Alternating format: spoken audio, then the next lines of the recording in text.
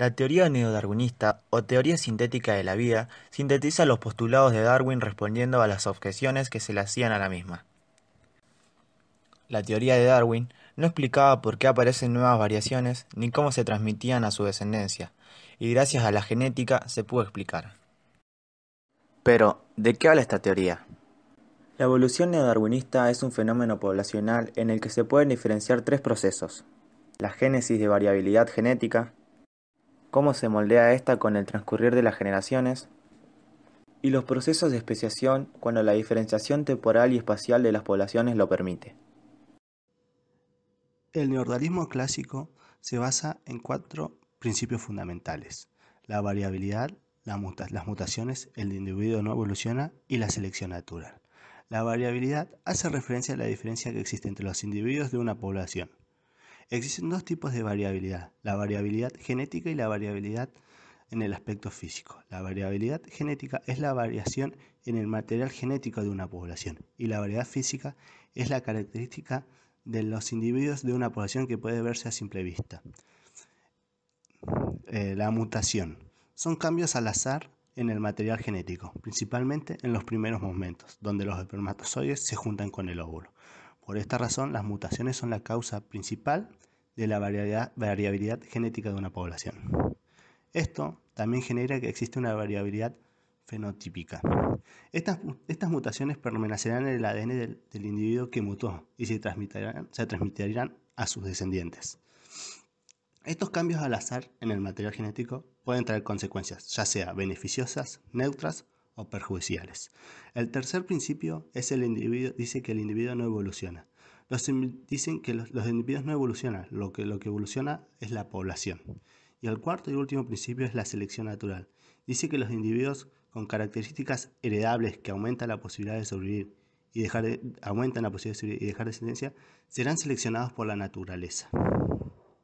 Los principales representantes de la síntesis fueron el genetista y naturalista Theodosis Domzhansky, estadounidense y ruso por nacimiento, que en 1937 publicó Genética y el origen de las especies.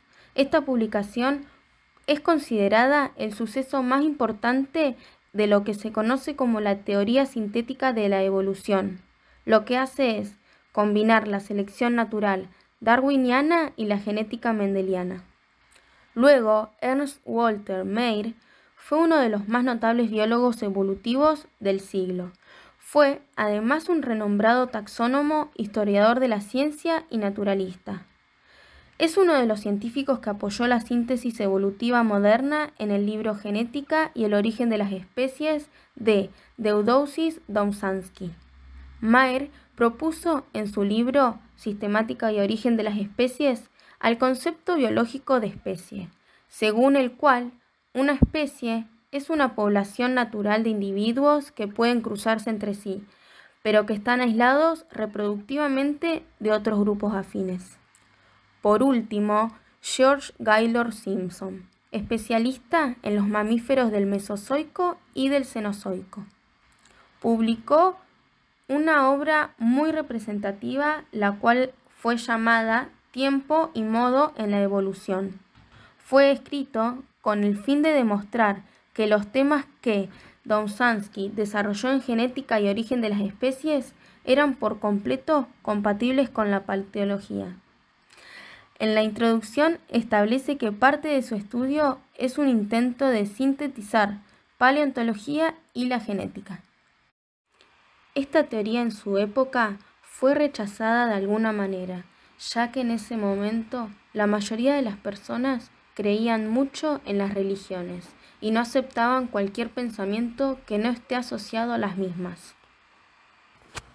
Hoy en día es una de las teorías más aceptadas.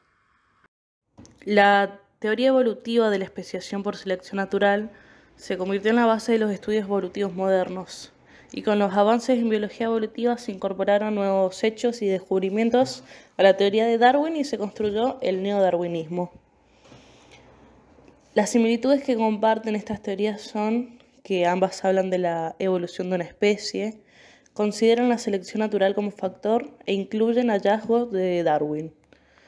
Las diferencias entre ambas teorías es que en el tiempo del darwinismo no se conocía la genética y no sabía lo que eran las mutaciones. Se decía que los individuos tenían características diferentes.